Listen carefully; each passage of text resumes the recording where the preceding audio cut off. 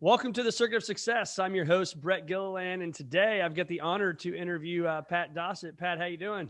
Doing great, Brett. Thanks for having me. Awesome. Well, it's good to have you. You probably know what this here looks like. I got my water bottle. You probably got yours handy. Love it. I do. Right I've here. got my box here. This is not a paid promotion, I promise. Made for box. So you are the co-founder and CEO of Made For, which we'll talk about in a little bit. You are a husband, you are a father, and you are a veteran. You served our country, so thank you very much for your service. And really excited to have you today and your messaging. So thanks for being with us. Thanks. Yeah, excited to be here, and just excited for the invite. I know your mission that to build a future greater than our past aligns very much with what we're doing at Made For and what we believe, that a better world starts with the best you. And so happy to be here and kind of dive in on all the things. Well, I got turned on to you, I guess, through Blake Mycoskie, who was the founder of Tom's Shoes. If anybody knows that story, what an unbelievable message. But he started talking about this Made For thing on maybe Instagram or something like that, and got turned on to you. And then I got turned on to Made For, and I said, you know what, I'm going to sign up for this thing, man. It's a 10-month program. And again, we'll talk more about that in a little bit. But I just think it's amazing what you guys are doing. But before we get there, again, you were a Navy SEAL, and then before that, you were Pat, the kid from wherever you grew up in Texas, I believe, right? Yeah. And so maybe what's helped you make you the man you are today? Oh wow, man, that's such a great question. I am a product of my environments and just so many different people that have influenced me over the course of my life. From my parents, my mom, had me at a very young age, put herself as a single mother through college and then through medical school, and is just, has a level of grit and tenacity that to me seems unrivaled. And so seeing her example firsthand, my stepfather, who I consider my father, who I grew up with, always told me, look, 99% of the decisions you face in life come down to two options: an easy option and a hard option. And he said, if you just do the hard thing, generally that's the right thing, and everything else will work out. And so he was always beating that drum inside my head, and I think I internalized that to such a degree that when I read a book about the SEAL teams, I was like, well, that sounds like the hardest thing. Let's go do that. And so I got fixated at a very young age on pursuing a path towards being in the SEAL teams and serving there, and that made it very easy for me to decide what to do. I also had the benefit of, I went to a Jesuit high school in Dallas, Texas.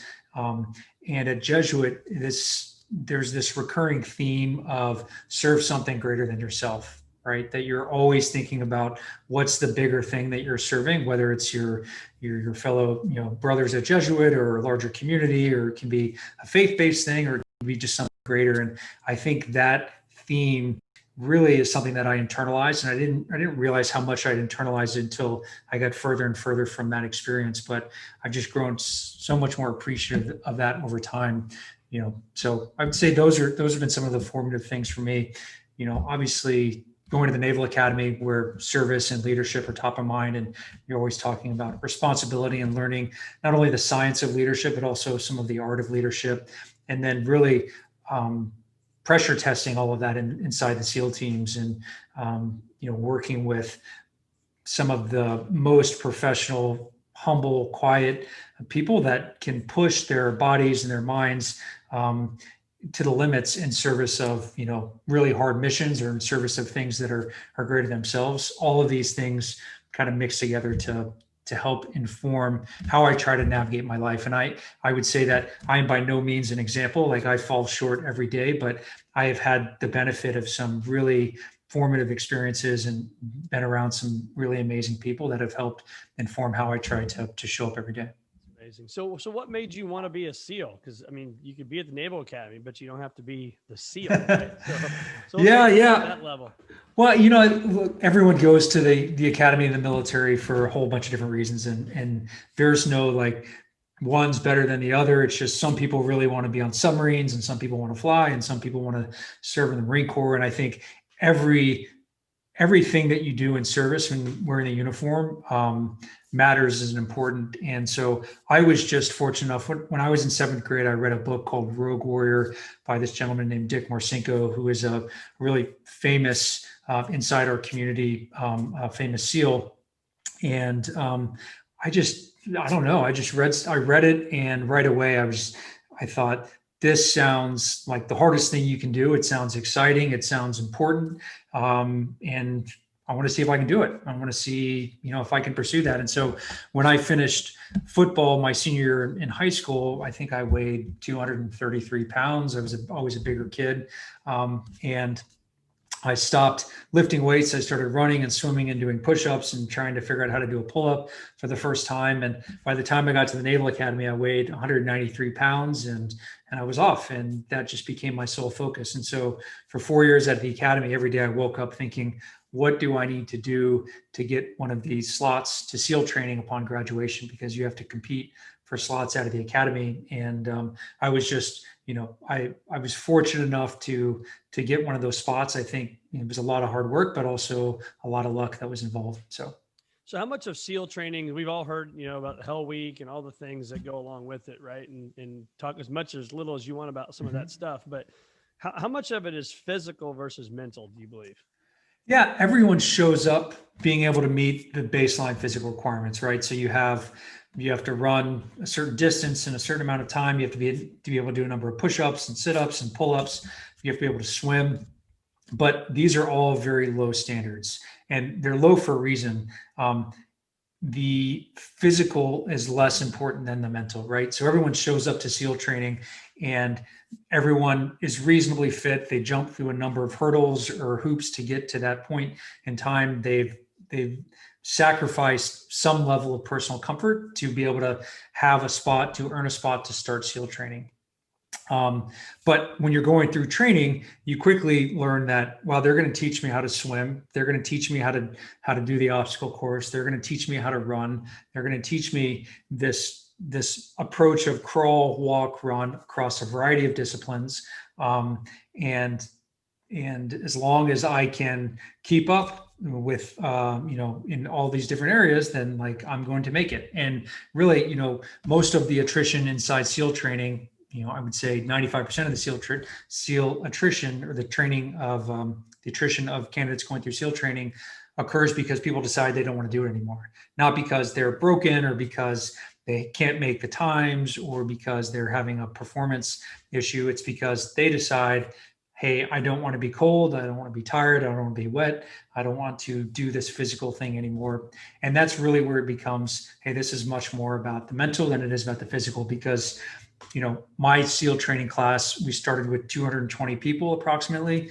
That class went on to graduate 17 original students. And we went into Hell Week with 150. We came out with 36.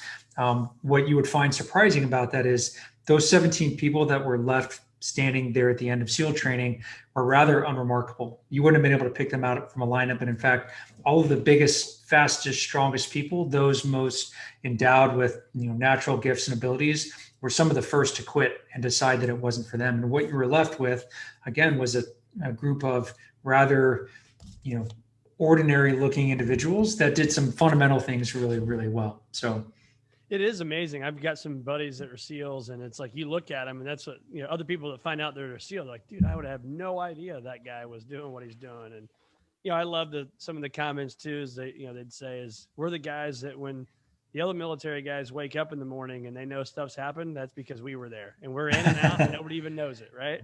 That's the plan, as long as it goes as planned, right? Yeah, I mean that's always the hope and the plan, and that you want to, I think SEALs do a really good job of stacking the deck in our favor. And so we want to take every tactical advantage that we can, and we want to ensure the outcome, and that we're going to have the successful outcome that we want for admission, for training, for whatever that is. And we do the work to ensure that happens.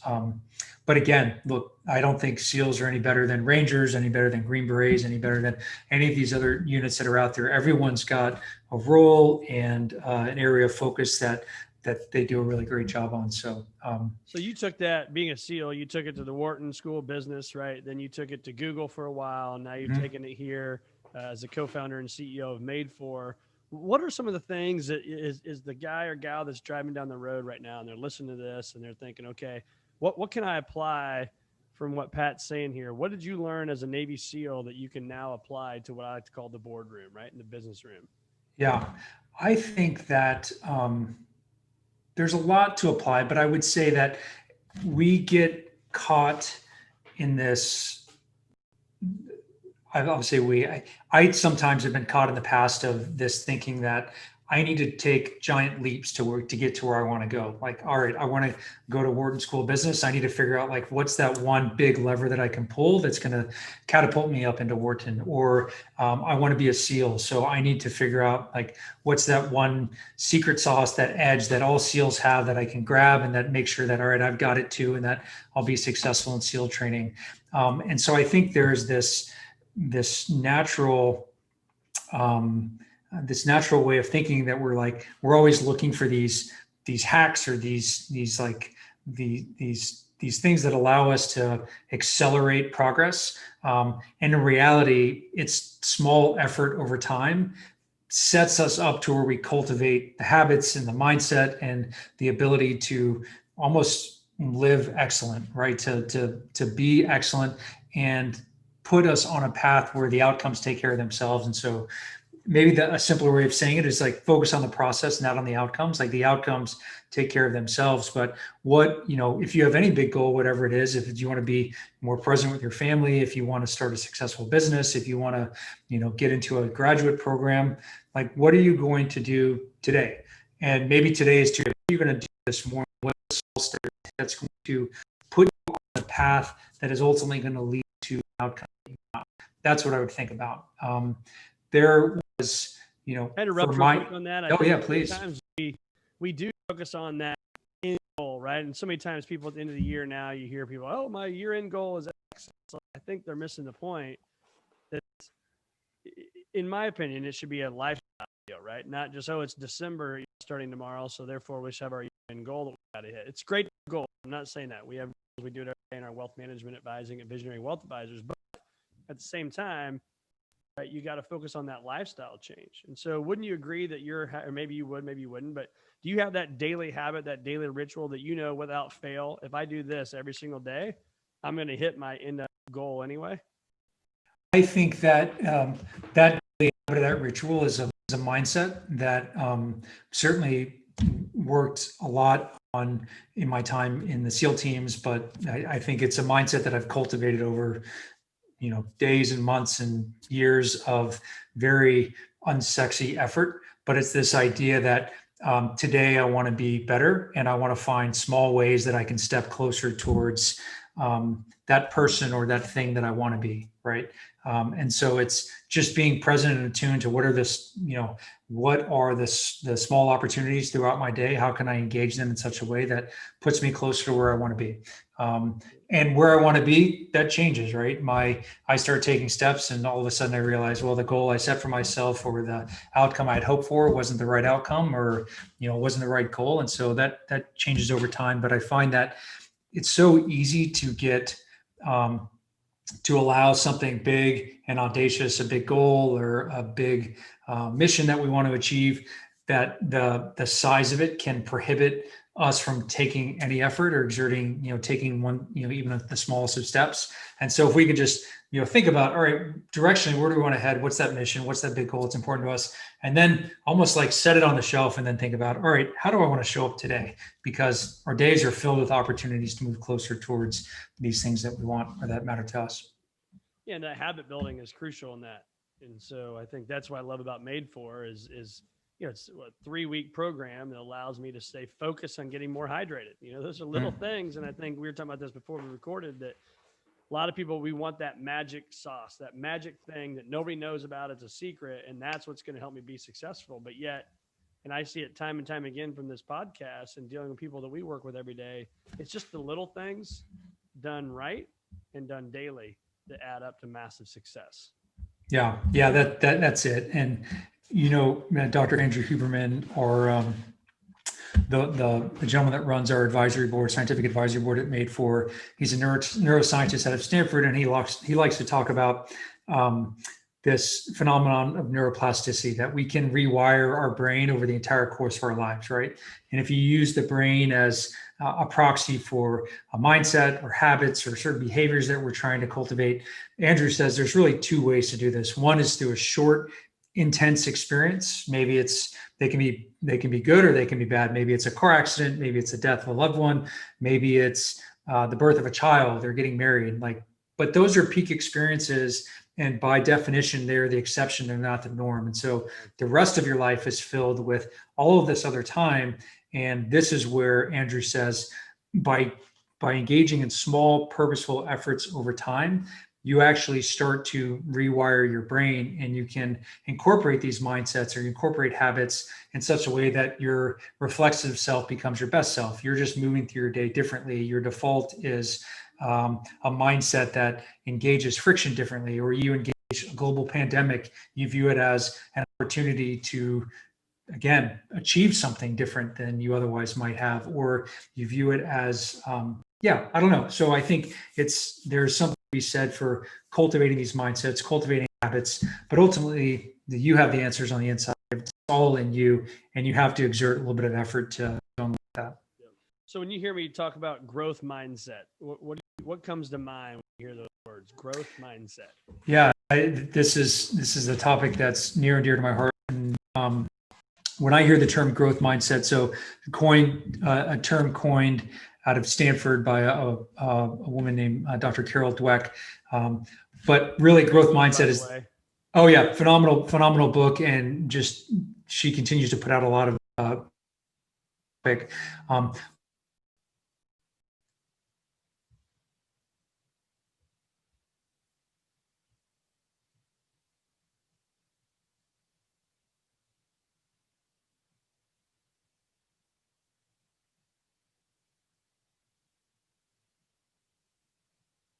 Trying to do something new, we're stepping out of our comfort zone.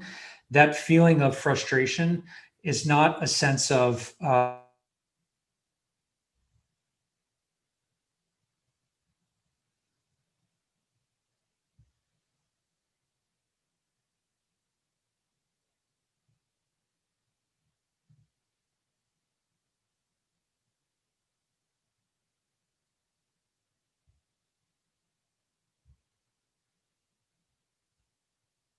mindset.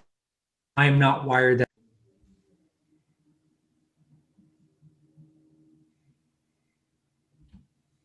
There we go. Are you back? Yep, I'm here. All right, still recording now. Okay, sorry about that. I don't know what just happened. Oh, weird. Okay, so so this idea of growth mindset is really that when you're experiencing friction when you're doing something, that friction is a sign of you're progressing, you're making progress towards your goals. That's what it feels like to get better, and that you enjoy that sensation. And if you can cultivate a growth mindset, you really can achieve anything. Like there's nothing that is outside of your reach, which I think it's really powerful. How do you think you cultivate that though? So, I mean, I think a lot of people listening to podcasts, you probably have somewhat of a growth mindset, or you wouldn't be listening to podcasts. Maybe you're searching for one, but how do you take it to that next step, right? Not just being okay with pick a number, right? If it's a scale of 1 to 10 and you're at a 7, well, how do you get to an 8 and then a 9 and eventually to a 10 and beyond? And that scale gets bigger and bigger and bigger. How do you do that? I think you have to do that through effort and awareness of the effect that your effort is having on you and your progress. You're progressing towards your goals. I don't think there's any other way around it, right? We can consume as many podcasts as we want. We can read books. We can do whatever, and it's easy to get stuck in this idea that I just need to learn more. I need to learn one more thing and one more thing and one more thing. And in actuality, I think at some point information becomes a prohibiting factor, right? It's just like, let's just take action. Let's start doing something. And in doing it, whether it's into a small effort or medium or a big effort, you start to understand, all right, I'm outside my comfort zone. Here's how I'm responding. Remind yourself that discomfort, again, is not a sign that you're not able to do this. This is what it feels like to get better in this. And so pick a domain. It could be work related, it could be family related, it could be faith, general interest, whatever that thing is, and then just start engaging in effort on that and recognize when you're engaging in effort and you're experiencing that friction, just bring some awareness to what's going on and seeing how you're making progress. So that's certainly what the Made For program in large part is designed around, is this small purposeful efforts over time. We do it over a 10-month period of time. And each small step, while it might not seem significant or that great, in aggregate, these steps build to a place where we are helping you forge a more resilient mindset. We are helping you change your habits in enduring ways and ultimately step into your life more fully. So let's talk about Made For a minute here. And it's when I was doing my research, I found how this was created. You guys were on a surf trip, I believe, right, with Blake Mycoskie. And for those that don't know, again, I mentioned earlier, Blake Mycoskie is the co-founder with Pat for Made For, and he's got an unbelievable story himself, and just building the bringing Tom shoes and some other things. So just amazing work that he's done, and now you guys together. But anyway, long story short, you guys are on a surf trip, and then I'll let you finish the story from there. Yeah, we were on a surf trip. So this was the very start of Made For. And so much as there's a start, we're on a surf trip, and Blake asked a question to a group of to our group of friends. He said, if you could work on anything and money was not a factor, you could just work on a passion project, what would you want to work on? And so we went around the table, and when it got to me, I said that honestly, I would love to work on something in this area of human performance and human potential, of helping people be better or bring their best to the world, because I think it matters. I think it's interesting, and it brought together a lot of what I experienced in the SEAL teams, and then some stuff that I did in during my master's program that I just thought there's a cool opportunity. No idea what form it would take or what it would end up becoming. But shortly after that trip, Blake reached out and said, "Hey, I don't know what this looks like, but as soon as you were saying that, I was like, I'm all in. On it, let's do it." So a couple of weeks later, we got together and did some initial ideation sessions, and then ultimately we ended up with we aligned really on a mission, and that we finally agreed and believed that if we can help individuals be better or show up better lives, that's where we started. And over time, we brought on Dr. Huberman and John Rady and just a whole number, Rory Cordial, Samar Hattar, Evelyn Tribbley, Ruth Banka, a whole bunch of different advisors that really helped us make sure that the science and the way that we were structuring and designing the program was not only doable, it was also effective and fun. So amazing. So cool. I mean, a lot of questions there, but you think about, you're on this guy's trip and having dinner, whatever you're doing, and think you make a date. Did you actually ever actually happen? I knew that I was in this direction, but I didn't know what form it would take, and I didn't know who I would do it with. And I think, and to back up even further, and I think this is really cool. Like, you never know what you might say to someone that's going to change the trajectory of their life, or that's going to make such profound impact on them. And so, when I was a student at the Naval Academy, every month we would have these brigade-wide lectures called Forrestal lectures. They'd bring everyone in to our basketball arena, and all 4,000 midshipmen sit down, and a special guest speaker. And the speakers ranged from heads of state to dignitaries, to the whole famous, important, I guess, and inspiring people. But all the people that spoke, I only remember one thing from one talk. That's the only one I remember. I know that there were a lot of impressive people, but I don't remember one person, and his name was Bernard Hopkins. He was the first African to do a spacewalk, and he gave this long talk, but in the talk he said, "The word I hate more than anything else is when someone tells me I have talent, it means I haven't breathed it." And I go on anything else. For whatever reason, that me. And his lecture stuck with me. But that one thing stuck with me, and like, looked at this level of potential. How can I help unlock potential? How can I unlock my potential? And yeah, sure enough, for this boat conversation, that's what came to mind. I was like, wow, he was talking about potential, and so here we are. Yeah, and you don't want to die with potential. Yeah, I mean, look, we're not robots, right? We're human, and like human, a lot of people is going to knock us off track, and like we're all just doing our best every day. But ideally, we can look back on our lives, or even look back on our days or weeks or months, and say like, yeah, like that was a worthwhile effort. I things that I cared about, I took steps closer towards over that period of time. And again, like I'm a fairly new dad. I've got 16-month-old twin girls at home. My wife's pregnant. We have another baby due in April. I've got this startup. I've got a bunch of friends that I care a lot about and family that I care a lot about. And every day I'm trying to think like, well, how can I show up for our members at Made For? How can I show up and be present for my daughters and for my wife? All these roles that I fill. And there's no shortage of competition for the limited time that we have. But can I be present and aware to what are the small things I'm doing throughout my day that allow me to move the needle on the things I care about? That makes a big difference for me. So.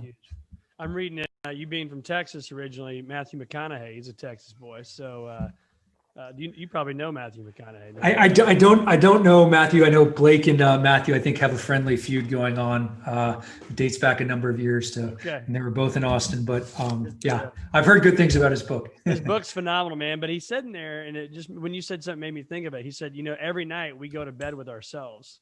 Mm-hmm. Right? And so you lay there at night. And so that'd be one of my questions, right, for you is like, so what do you worry about? Like, what are the things that are in your mind? Because we can act like we all have these positive thoughts and we're journaling and we're doing this and we're drinking the right amount of water and we're having gratitude. But at the end of the day, there's still you in your mind, right? And so what are those things that consumes your thinking, and then how do you get through those? Man. I mean, look, we have a small team at Made For.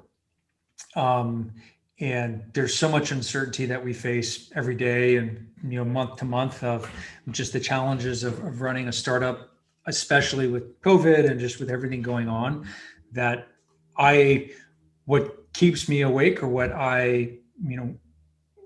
occupies my headspace, is making sure that I'm giving that team enough, that I'm serving them, and that I'm setting them up to be successful, because ultimately that means that our members are better off and that we're able to grow this business. So that occupies my mind. Same for my family, right? My wife and I take our girls for a walk every morning. We go for an hour walk, and then every night I help put the girls to bed. So for our last hour of their night, we're all together. And I just recognize, I see how much they change in such a short period of time. And certainly one of the benefits of COVID is that I've been stuck working from home. But that I recognize that there's no substitute for presence, right? Just being there with my daughters and seeing how we're connecting is really powerful. But I also see how fast they're changing. And so I don't want to look back 6 months from now, or 6 years from now, and think like, man, I really missed out on that opportunity, because it's fleeting, right? These are precious moments. And same with my Made For team. I don't want to miss out on an opportunity to serve them and set us up for success, for my family, for my friends. So those are the things that I think about. But again, I try to every day make sure that I'm taking small steps towards each of those ends, so that I don't find myself getting swept up by just the inertia of the day, and looking down at some point and recognize like, man, I've gone way off track, or I'm so far from where I want to be, or from what I say is important. I'm actually, trying to live it on a daily basis. And again, I don't get it right every day, but that's what I think about. Well, I think it's important when you're talking about it. So I've got a 15, 13, 10, and 6-year-old, all boys. And it is this COVID world is just, obviously it's crazy and so many bad things have happened, but the silver lining in that is being more at home with them, right? Doing dinners every single night, not running all these different directions. But I found myself yesterday, I was out and we have some land and we were out riding 4-wheelers, my 6-year-old and I. He's on one, I'm on the other.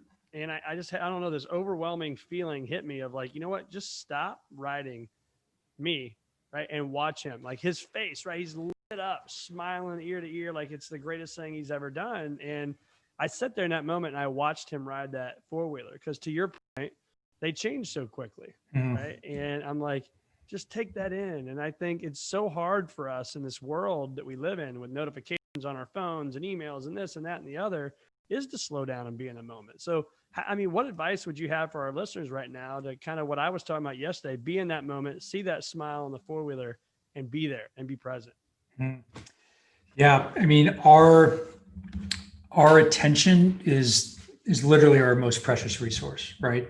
And it's not time, it's our attention, because an hour can feel like a second, or an hour can feel like an eternity, depending upon how we're directing our attention. And so it's tough. I think it's something that our members work on every day, and definitely a through line through our program. I what I would offer to people is, before you're under any kind of pressure, before your day gets away from you, or before the week gets away from you, or you're having to jump into your email and your work or whatever, before you have to be pressure tested by life, just think about, what are the three things that I care most about? Like, what are those three things that maybe it's, my children, maybe it's my wife, maybe it's my team, maybe it's, I don't know, maybe pick three things, pick two things, pick one thing, and then find some opportunity throughout the day to be fully present and aware of that. Turn off your devices, just be fully present for that, and see what comes from that. And then, obviously at Made For, we talk about this attention, reward, reinforcement, and we leverage journaling as a way to reinforce these small moments of time, or these small, benefits from the effort that we exert. Maybe reflect back on it, or share that with your wife, or share that with your partner. Again, I can't overstate how powerful these small moments of time can be. And even if it's just 5 minutes of present with your kid, like letting them do whatever it is they're doing, or watching them on a dirt bike, and you're not in your own head, you're not in your own device, you're not directing your attention across a bunch of different things, but you're just solely focused on them. The rewards are there. Like, you're going to feel it. It's like, all right, man, this is awesome. Like, I want more of that. So, well, you're right. I mean, I felt it last night, just like even in bedtime, and being more patient and all that stuff. And it's, so it's incredible. It's absolutely incredible. And I think it's that reminder, when you can slow down, to speed up, right? Slow down in the morning time.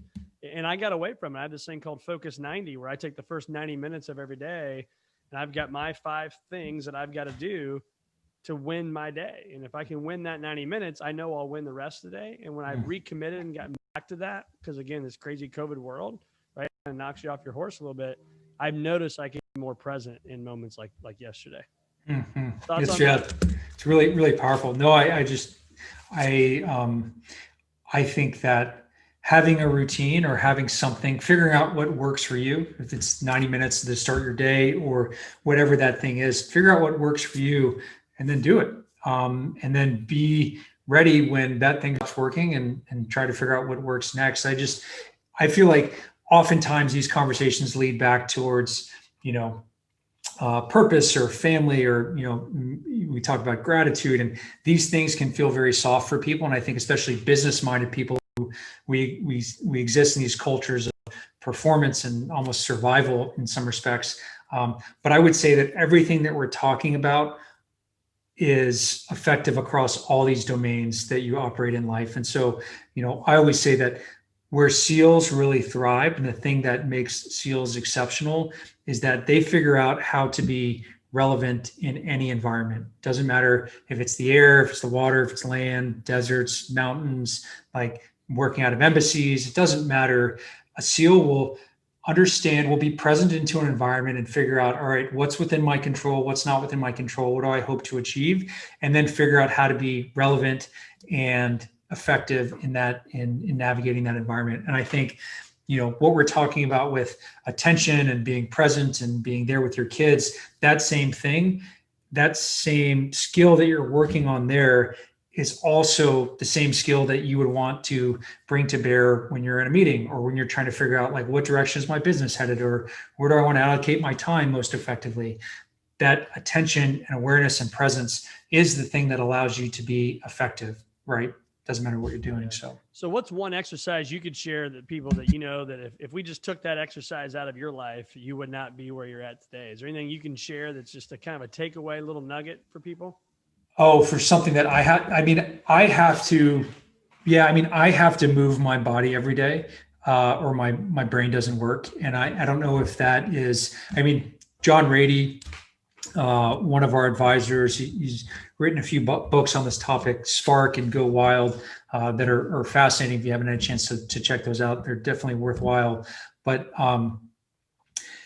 where he talks about how movement and exercise is so good for the brain and just sets us up to get the most out of what we can do. But I found that, I don't know if it's for my time being an athlete or being in the military, but I have to move my body, physically get outdoors and move my body every day, or everything else suffers. And it's not to say that is it's not a, hey, I need to go do 1,000 pull-ups every day, or I need to go run 25 miles. Sometimes it's just going out and walking around the block and just stretching a little bit, but I just have to move my body. So that's what's important for me. And I think Andrew has the best quote on this. He says, it's very hard to move the mind with the mind. So if you find yourself stuck in a rut, or you're having trouble engaging, whatever, actually get up and move your body. Like, go do something, get into action, and then see where that takes you. It works for me. So we kind of got off track there a little bit, but so you make the comment. You guys are sitting on a boat on a surfing trip. We start Made For. You don't just make a comment and then all of a sudden, wow, this unbelievable water bottle appears, and all of a sudden you've got this Made For program. So, if you will, I know timing is critical and all that stuff, but walk us through kind of that process and what it was like to build it.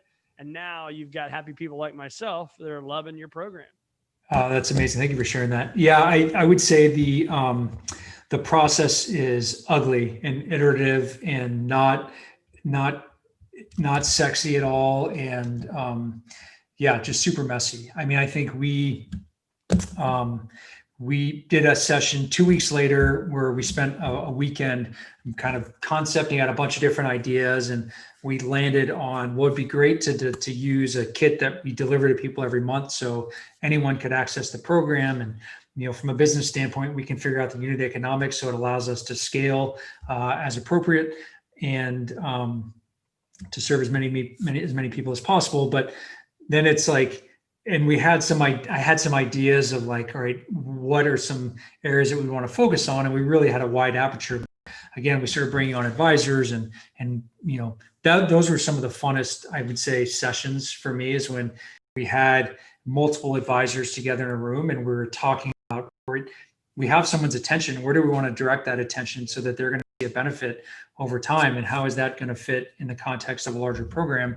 It was just, that part was a ton of fun. But I mean, we worked on this for almost 3 years. I want to say, flying over to meet with different sourcers and manufacturers and trying to figure out, like, all right, it's one thing to tell people you want them to focus on hydration. It's another thing to actually write something out that compels someone to, like, okay, I'm going to focus on drinking water this month, because that's something that everyone thinks they're beyond or past. We engage it a little bit different manner, but I don't know. All of the things that we focus on at Made For, on the surface seem very like, well, of course you're doing that. But it only seems that way looking back. When you're actually building this program and you're designing it in such a way that, again, is effective for people, and trying to bring scientists and advisors on that journey with you, it's challenging. So, yeah, well, it's amazing. So, where can our listeners find more about Made For?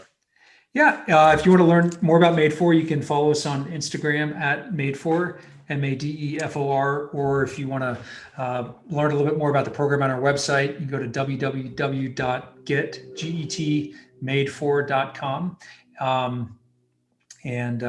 Check it out. If you have any questions, you can ping us there. Awesome. We just recently, this past month, so our full program, again, we talked about this earlier, but it's 10 months long. Every month you'll get a kit in the mail, has the science, tools, steps, and then we wrap around a whole system of support around, from two-way texting to weekly and monthly video calls to private online communies. Sorry to interrupt. Our video call this week was with your buddy Dirks Bentley. I'm like, holy smokes! So I'm sitting here, or what? I guess it was Zoom or Instagram, wherever we were at, and when my kids walks in the room, they're like, "Is that Dirks Bentley?" I'm like, "Yeah, I'm on a Zoom call with them." They're like, "What?" Didn't tell them. They thought I was cool for a minute.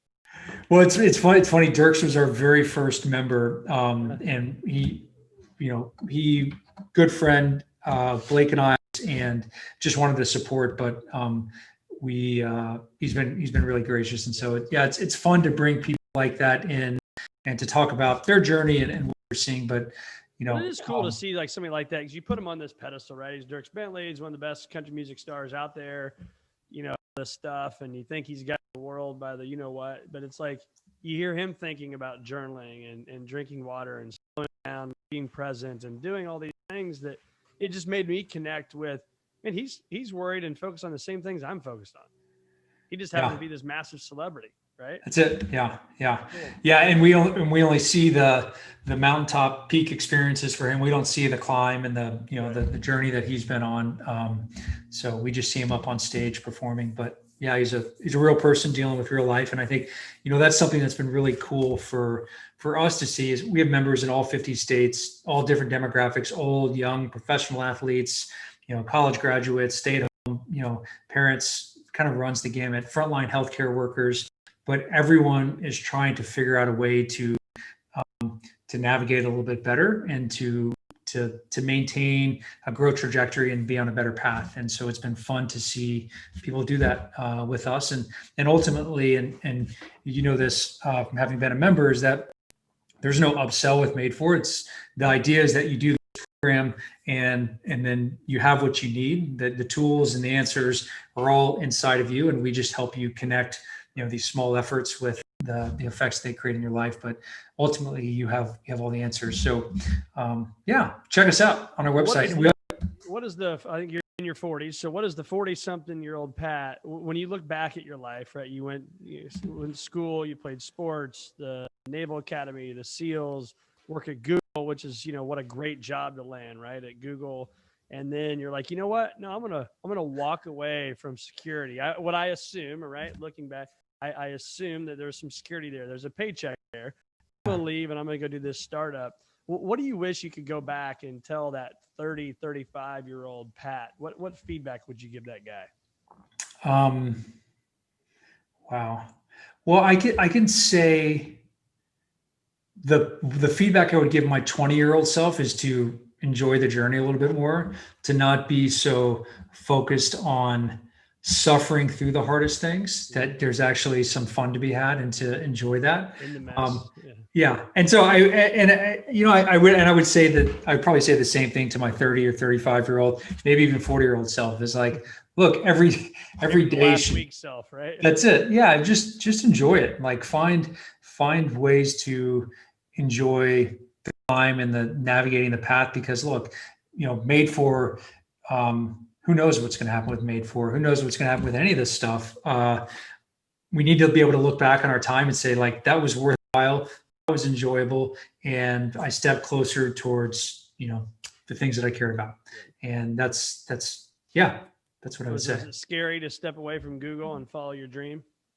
Yeah, there is no question that Google is a great company to be at, and it's always hard to leave safety and security and step into something that is just so nebulous and uncertain. But I've always been someone that's been driven by mission and purpose in whatever I'm doing, and this mission and the purpose behind this really mapped well to something that I cared about, and I was excited I recognized that the effort alone was going to be worth the price of admission. So so here we are. So last question for you, Pat. I steal your cell phone from you today. What's the one thing that you say I cannot delete? And email's not one of them, because that's boring. So what can I not delete off of your phone, because you got to have it? Man. And you're an analog guy, so you're not a big techie guy, to my knowledge, from what I can learn from the Made For program. Yeah, I try not to spend much time on devices. Let's see, what would I say you can't take away? Well, maybe my 1Password app, because it has all of my credentials for every login that I'm on. I don't have any relationship to 1Password, but they have all my passwords. And then maybe that's not a fun answer. I don't know, my photo album. I mean, I love hopping on and seeing pictures of my girls and stuff. Pretty But impeccable. the rest of it you can have. I don't really care. That's right. Good. Well, I lied. I had one more question. So you got a bucket list item. What's one of the bucket list items you've got maybe that you really want to cross off? It's really important to you. Oh wow, bucket list item. Man,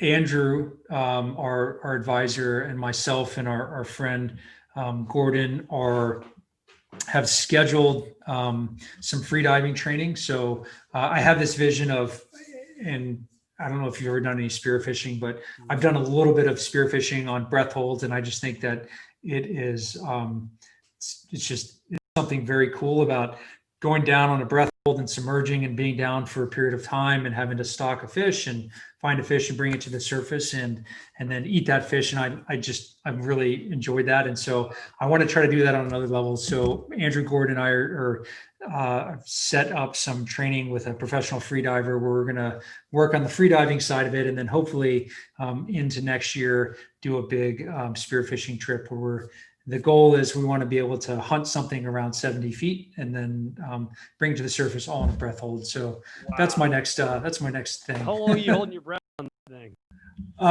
So my static, I mean, look, everything changes. I think when you're on a hunt, my static breath hold is around 4 minutes, but I think when you're on when you're moving and you have to really relax your system and it's much harder. So 30 seconds can feel like 4 minutes when you're on a dive like that. But that's why we're going to work with some professionals and figure this out. But yeah, I've been doing some of the breathing work like that where I always would say like I'm about a 2-second guy for holding my breath, but I've got it up to about 3 minutes and 45 seconds. And that's amazing. It's incredible.